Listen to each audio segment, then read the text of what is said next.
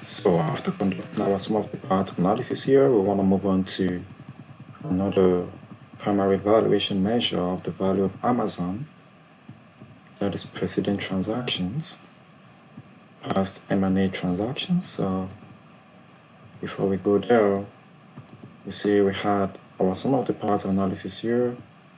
We had everything well structured onto our waterfall chart displaying the sum of the parts implied enterprise value and the sum of the parts implied equity value. So as you can see, from the equity value part of things, we can see where Amazon is creating value more based on its business segment. You can see that if you look at this chart, we can see that we have the highest value is being created on Amazon's third-party sales of approximately $500 billion. You can see that there's a lot of value created from Amazon third-party sales, and following its cloud computing of roughly $300 billion. And we also have Amazon's first-party sales of approximately $300 billion as well.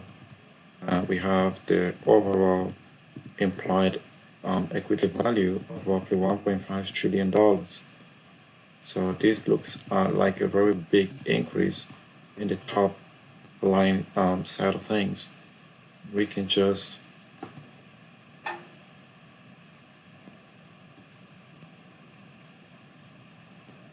right click on this,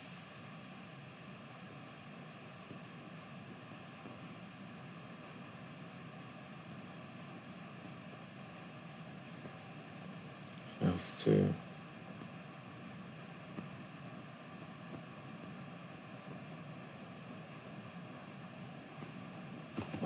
HFC.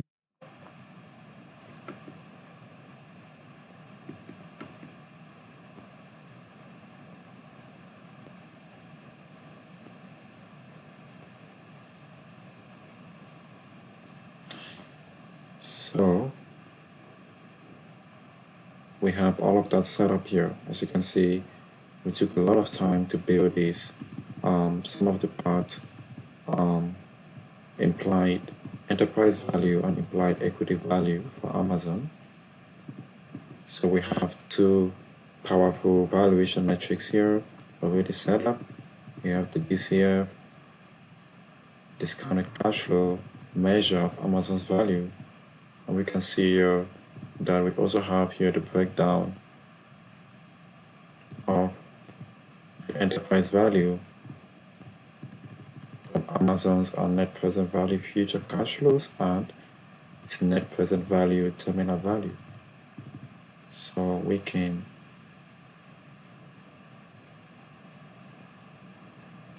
right click on this, if we set this as total, we can see what happens there.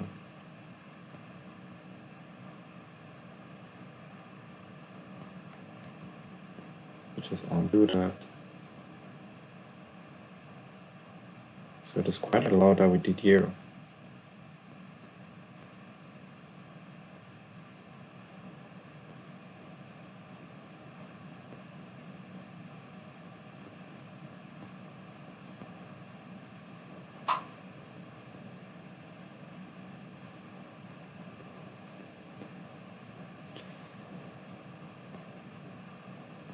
We change this field color to yellow.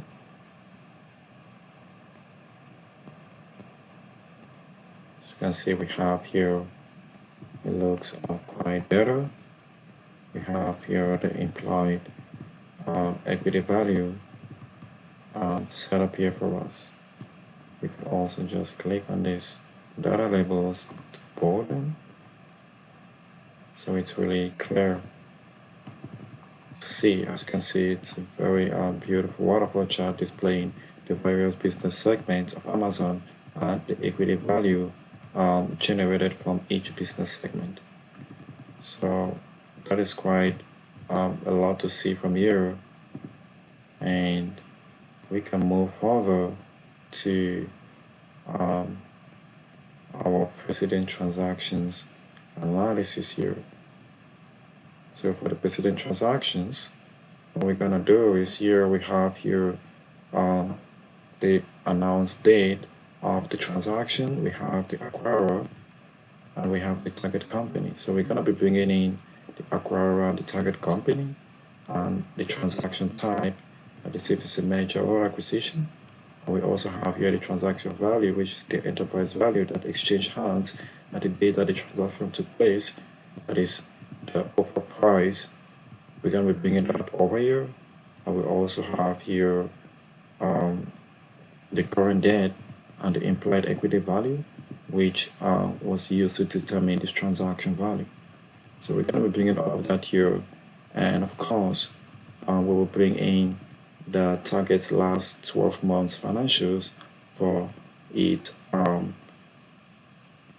Very important metrics such as revenue, EBITDA, earnings, and cash flow, so that we can determine the implied transaction multiples based on this last 12 months financials and the equity value and also its enterprise value. So we have all of that information already set up for us, so it's going to be a pretty very easy calculation to go through.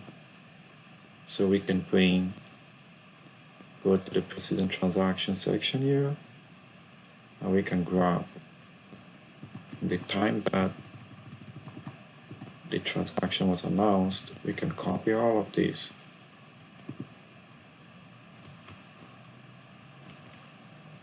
Then we can switch back to